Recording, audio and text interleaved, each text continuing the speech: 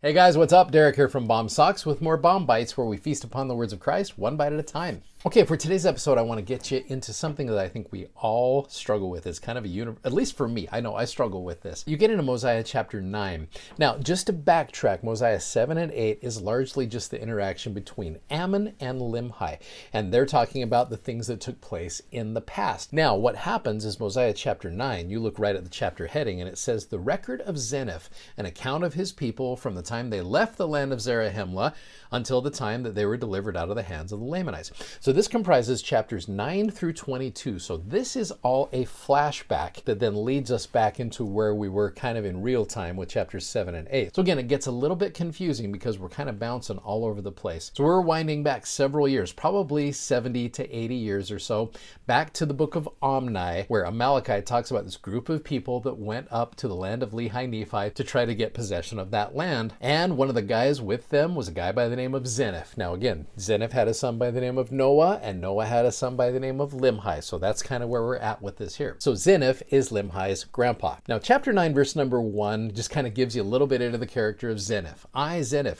having been taught in all the language of the Nephites, having had a knowledge of the land of Nephi, or of the land of our father's first inheritance, and having been sent as a spy among the Lamanites, that I might spy out their forces, that our army might come upon them and destroy them. But when I saw that which was good among them, I was desirous that they should not be destroyed. So I don't know what Zenf saw. I don't know if he saw some Lamanite kids playing, or he saw a family together or something like that there. All of a sudden, he kind of becomes a softie towards these Lamanites. And he's like, look, I don't feel like they need to be destroyed. We want to come back and we want to be able to have part of this land right here, but I don't think they should die. And so what happens? He goes back to this large group that is going to go ahead and destroy them. He's like, guys, I don't think they need to die. I contended with my brethren in the wilderness, for I would that our ruler should make a treaty with them. But he, being an austere and bloodthirsty man, we never know much more about this guy. And back in the book of Omni, it calls him a very stubborn man. So it sounds like this is a guy who you don't want to mess with. But what does he do? He commands that I, Zenf, should be slain. But I was rescued by the shedding of much blood. For father fought against father, brother against brother.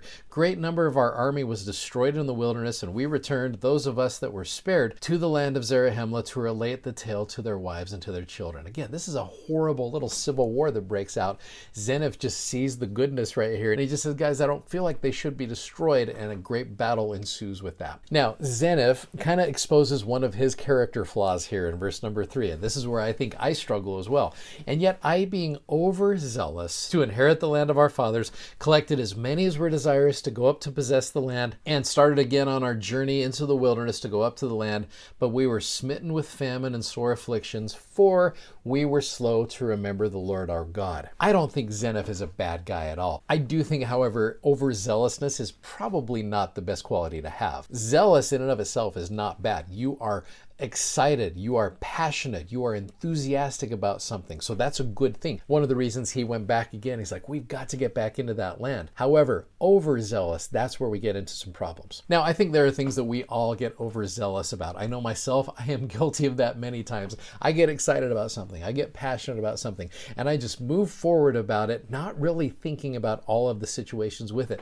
I do that when I see a product I want to order on some website, whatever. I'm like, oh, that's so exciting. And then I will buy that thing, I will get that thing, and then oftentimes in my excitement to get it set up, I will overlook the instructions. I don't know if any of you are like that, but I do that all of the time. Now, my wife, on the other hand, is so good at following the instructions. She is a rule follower, and if there are instructions, she will go through every little detail. There are many times over the last several years where I've purchased something and I try to quickly put it together in my excitement to do it, and then my wife is like, did you read the instructions? And I'm just like, no. And then I look back and there are some things maybe that I should have done, little bolts and screws that are just, hey, we have extras, when really they should have gone with that particular product. But in my overzealousness, I forget to sometimes read the instructions. And yes, there is a gospel principle there with that. Oftentimes in our overzealousness, we sometimes neglect the instructions thinking that we know better in our excitement. And I think Zenf definitely fell into that problem. So when they go back to that land of Lehi Nephi, they are automatically caught, they're put into bondage, and this is what ensues over the next 75 years is they're put into servitude. They pay a lot of taxes over the next several generations. Now, I do think the antidote to overzealousness is found in this chapter as well. Now, leading up to about verses 17 and 18, 12 years they are in servitude. The king of the Lamanites, whose name is King Laman, he stirs up his people against Zenf's people, and a battle ensues that really doesn't solve anything other than just getting people killed on both sides. The Lamanites are stirring their people up to anger against Zenf's people. So verse number 16, they're starting to collect weapons. They're starting to put them all together. All manner of weapons we could invent, which I think is interesting. I and my people did go forth against the Lamanites to battle. Yea, in the strength of the Lord did we go forth to battle against the Lamanites, which is a stark difference than being slow to remember the Lord their God back earlier in this chapter. I and my people did cry mightily to the Lord that he would deliver us out of the hands of our enemies, for we were awakened to a remembrance of the deliverance of our fathers, which again, here's like what we talked about on Monday, to where that same God, when you start really focusing and remembering God, you are reminded that he can do all things because he has done those things for other people. And God did hear our cries and did answer our prayers, and we did go forth in his might. Yea, we did go forth against the Lamanites, and in one day and a night we did slay 3,043. We did slay them even until we had driven them out of the land. And then he himself did help bury their dead. To our great sorrow and lamentation, 279 of our brethren were slain. And we see that often as these guys are in servitude. Lots of death on both sides, but you also see the character development of Zenf through this process, how he grows to be able to trust in the Lord, and he's able to remember God and all that he does for his people. Now, one of the great ways to, again, overcome our overzealousness, you actually go back to King Benjamin's address. You go to chapter 4, verse 27.